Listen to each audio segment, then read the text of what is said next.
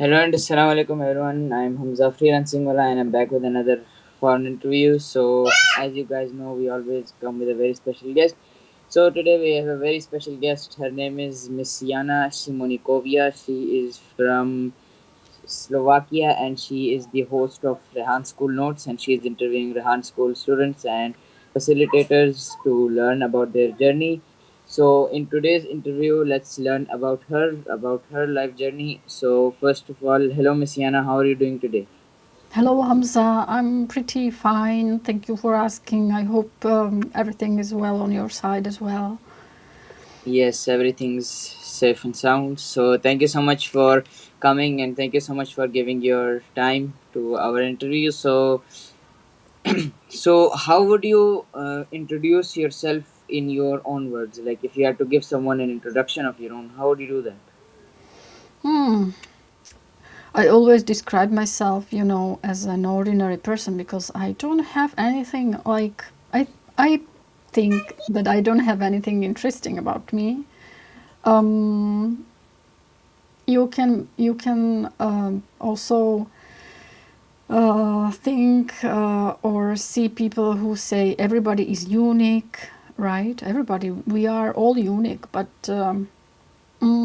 at the same time, we can say there are ordinary people and there are extraordinary people. So I would describe myself as an ordinary person. I'm 50 years old, living in Slovakia. I was born here. I studied management of travel agencies. After my studies, I moved to Czech Republic. It was not a big of change because Czech Republic and Slovakia were once one republic, Czechoslovakia, and the language is pretty similar. So, but still, I moved there and I stayed in Czech Republic for 20 years. I was working shortly for IT company in administration, and then I married, had two kids, and then we had, with my ex-husband now, a paragliding production company. So and school. So it was interesting part of my life. And after 20 years, I moved back to Slovakia. My parents need some medical help, medical care, so I needed to be present for them.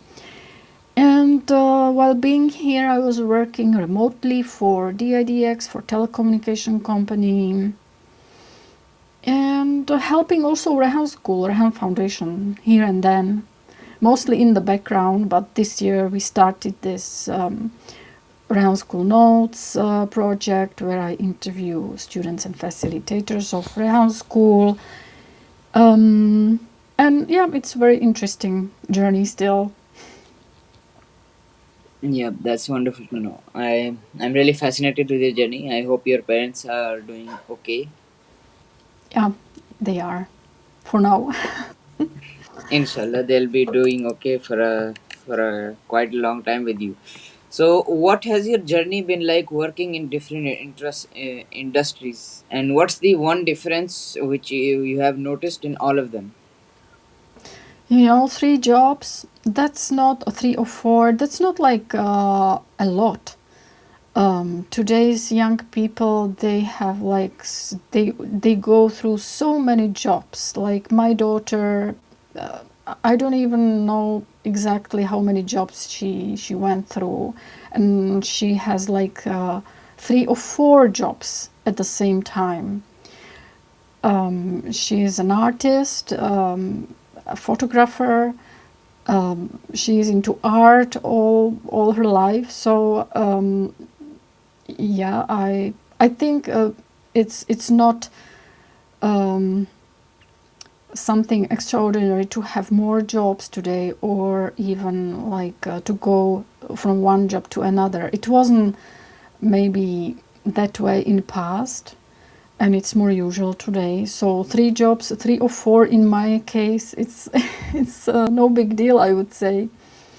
And the IT company, first official job which I had, well, it was just administration. I was young, first job, so I was just introduced to working space, and learn how to communicate in a working space and with other people. So it was just very short learning. And then I became a mother, and it's another job, right? So it's a very difficult job. I would say it's probably the most difficult job, um, to raise kids without regrets.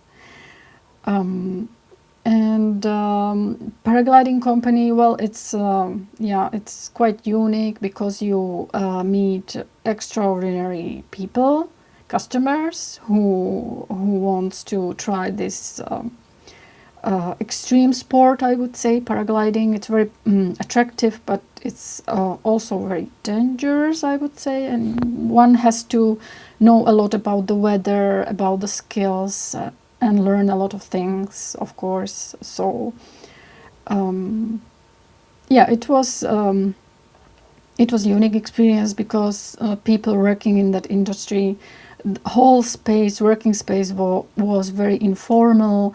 There was a lot of fun. People were joking all the time. They were very straightforward and sometimes even like cynic. There was a lot of cynicism. So it was interesting part of my life. Yes. And the DIDX company, telecommunication company, well, it was remote job, so it was first experience working remotely when you have to learn to communicate. And it was actually experience in different language, in foreign language, in English, which was also first for me. And it was when I met Rehan School. I met him on Facebook, so um, even though I was learning English language like for 8 years, to start communicating in that language, it was quite hard and slow progress. But uh, you certainly make a progress if you try to speak English, and if you have the English in your life at least every day for, I don't know, minimum 10 minutes. So remote job, it's all about communication. I was working from home, so there must be some discipline. And DIDX market, well, it's also interesting field. I would say today, I would tell that it was supposed to be dead already with internet and WhatsApp and all this messaging, but surprisingly it's still alive. So yeah, but I'm not expert in that field. I was just working, in finance department and customer service department, so like that.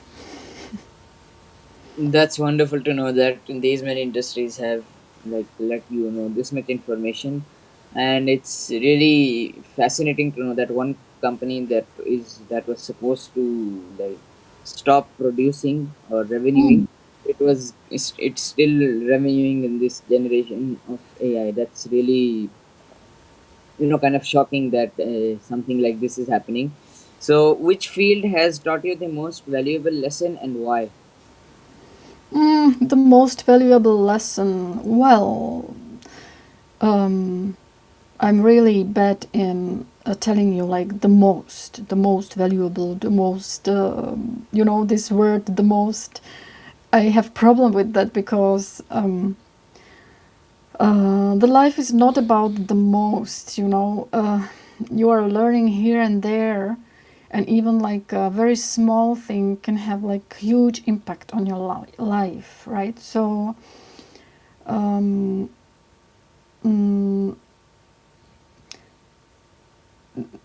And I mentioned that IT company first job which I had. You are just new in that working space, and after school, there's a lot of learning. But it's like everything is first. So,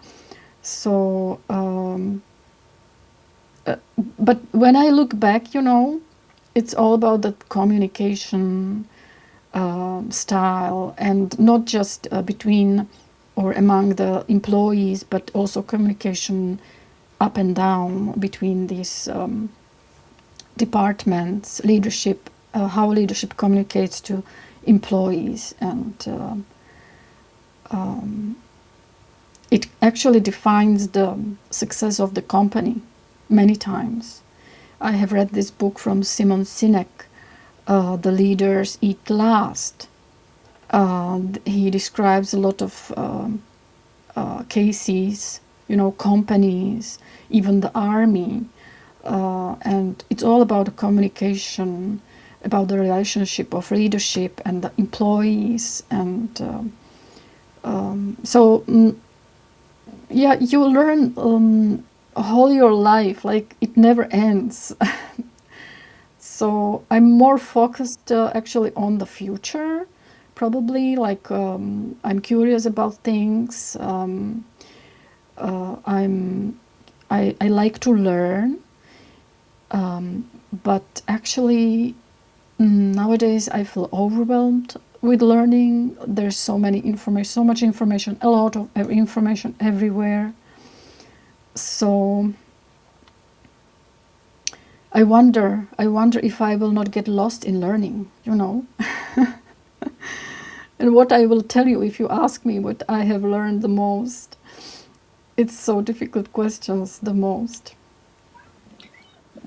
Okay, thank you so much for letting us know that. Hopefully, you won't be lost in the learning thing, since AI, is enhancing a lot day by day. So you would actually enhance a lot more in comparison to the last thing which you have mentioned. So, how did working in telecommunications differ you from other roles? Like, how did it make you different from other of your roles or jobs? It's probably it's not different as other jobs. It's pretty same. Just the style. As I was working remotely, that was different. So you have to learn how to communicate using digital tools. How to connect with your colleagues, how to communicate, and there is a lot of problem solving and troubleshoot. You have to be good in troubleshooting. If you communicate with customers, they always come with some problems. So I wouldn't say it was different. It's like every other job, I would say. All right, that's insightful to know. So, w- what like what decided you to, like, what did you think when you were deciding to pursue yourself and start the project of Rehan School Notes? What did you think? What could be the impact of this such project? What what why I made decision? Well, I was kind of requested to do this interview long time ago when the Rehan School started, and the first kids in Rehan School Korangi campus started to do these interviews. So I was already asked back then to give them interview, and that Rehan School students, they go to Rehan Wala's Facebook profile. They connect with his friends on his friends list. So many kids contacted me. But as I'm a huge introvert and I don't want to be on stage, I feel comfortable in the corner of the room and just observing things. So I didn't want to do that. It's not that I didn't want to help, but just I was, I'm not that kind of person.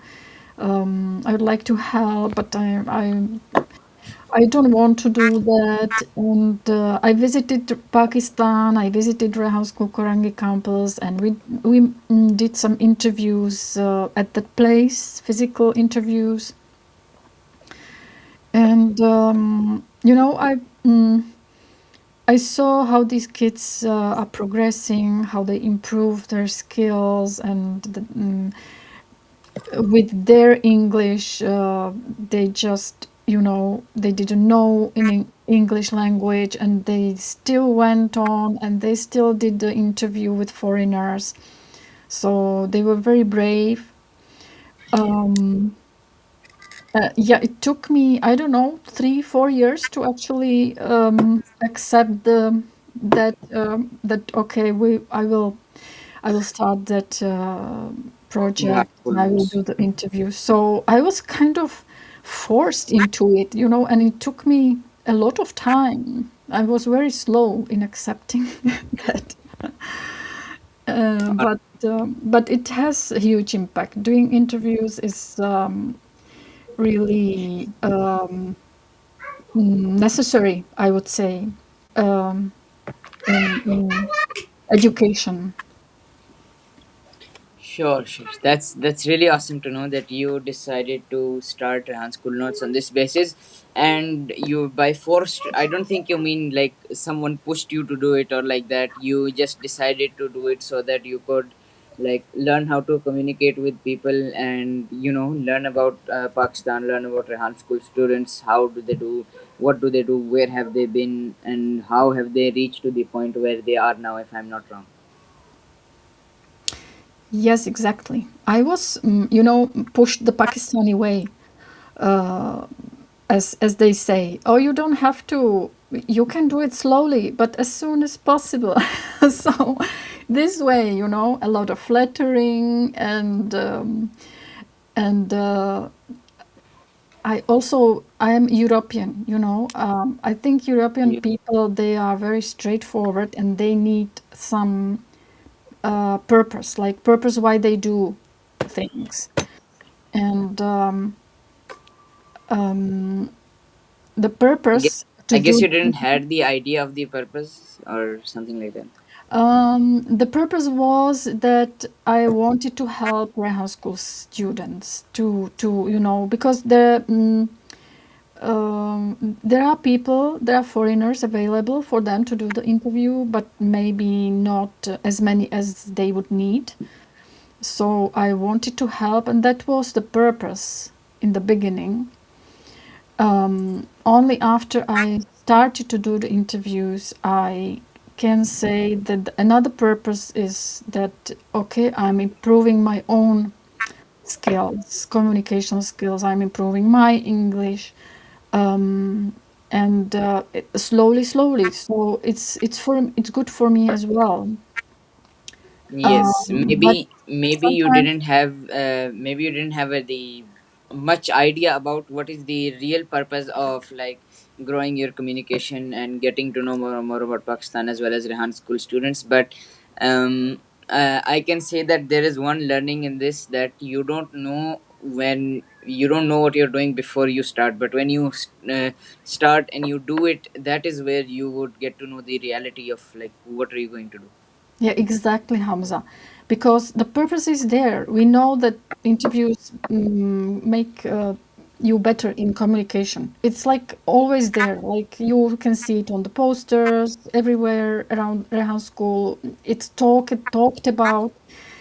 But sometimes really you need your own experience to fully and deeply understand that impact that it has. And until you start to do the interviews, um, you will not be able to deeply understand that how big impact it is. Yeah, exactly how you are saying that. We can see a lot of posters, we can see a lot of quotes, right? Famous people say, Yes.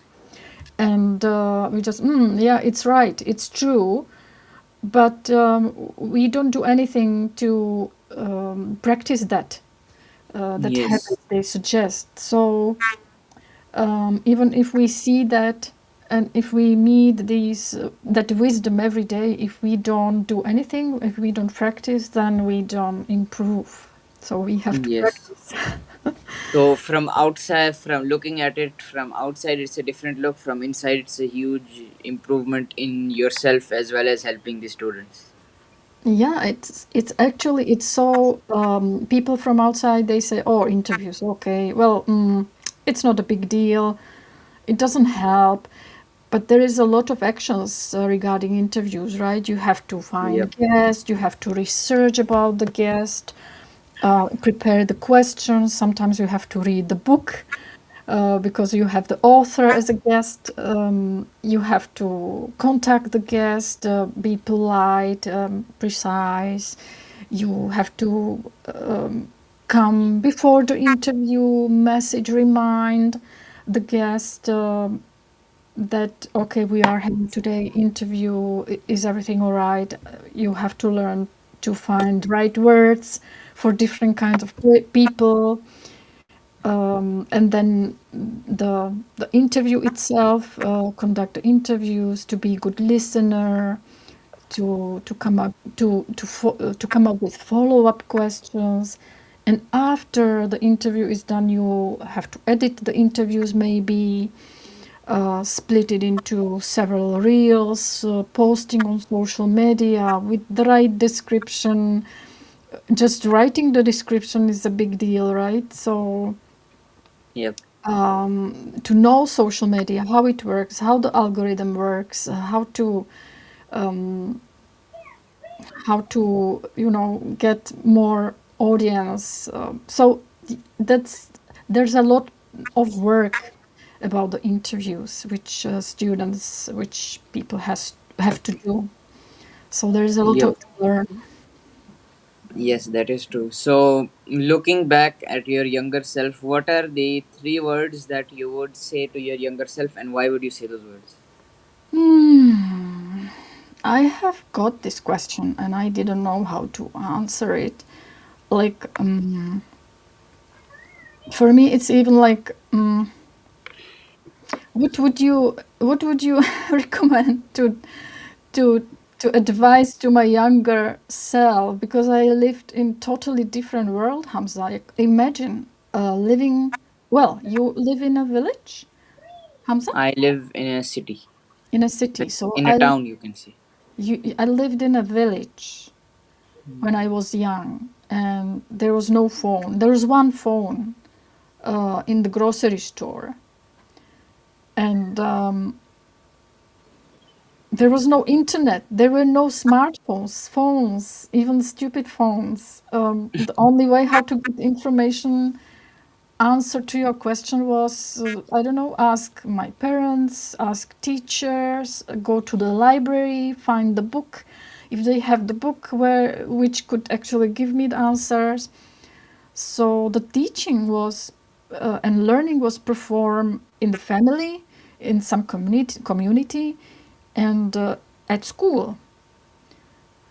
So, what advice would you give to such such a young girl? Well, I don't know. I would probably, there is one advice. I would advise her to not to take things so seriously, True. to enjoy the life more. Yep. Yeah, that's it probably. Using your advice, I'd say to your younger self is to just enjoy the life, leave whatever happens, and trust the process. Yeah, but I would give this advice even today to everyone. Because Yes. in Rehan School, students choose these big goals, these big purposes you have in the name, like FreelancingWala. And when I was thinking, okay, so these people, they have such a huge goals, like poverty, eradicate poverty from the world. Like, what is this? Like, what I can do? Why is such a big goal? I will never achieve that. And like, is it the right goal? Like, for me, it was just always just to be happy. Whatever I do, how I live, just find some happiness in life. And just trust the process. We keep it simple. Yeah. Today was watching a podcast, like you say, trust the process. And he was telling, the guest was telling that everything you want is down the stream.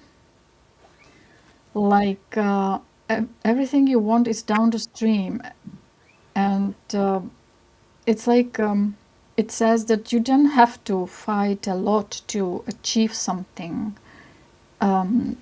You actually just need to enjoy what you do, and that success or whatever you want, it will just because if you go down the stream, there is not a lot of effort, right? You Yeah. are just you just flow there. So if you love what you do, then you will eventually come there. Achieve what you want, what you wanted a long time ago. Mm. All right. So thank you so much for that concise answer. I really appreciate your answer, and thank you so much for coming on Wired and Inspired and sharing us your journey about Rehan School notes, as well as telling us a little about your childhood and letting us know about the old ages, that how was the world without the internet, and so on. So thank you so much, Miss Jana Simonikova from Slovakia, the host of Rehan School notes, for coming on my podcast, Wired and Inspired. So any last words, any advice you would like to give to my audience so they could be inspired from you? That it was short interview. I would actually even talk to you more. Okay. Last words. Um,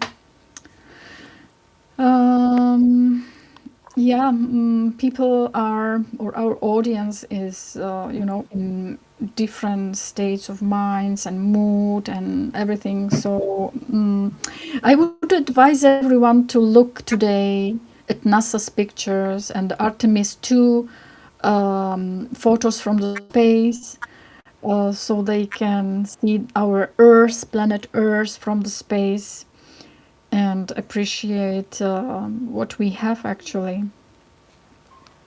All right. Hope so. My audience and your audience as well would be inspired from this. So thank you so much, Miss Yana Shimonikovia, for coming on my podcast. And yes, everyone, she was Miss Yana Shimonikovia from Slovakia, and it was a wonderful chit chat session with her. And I really loved knowing about her and knowing about her past as well as her career. So thank you so much for watching. I'll see you guys with another guest.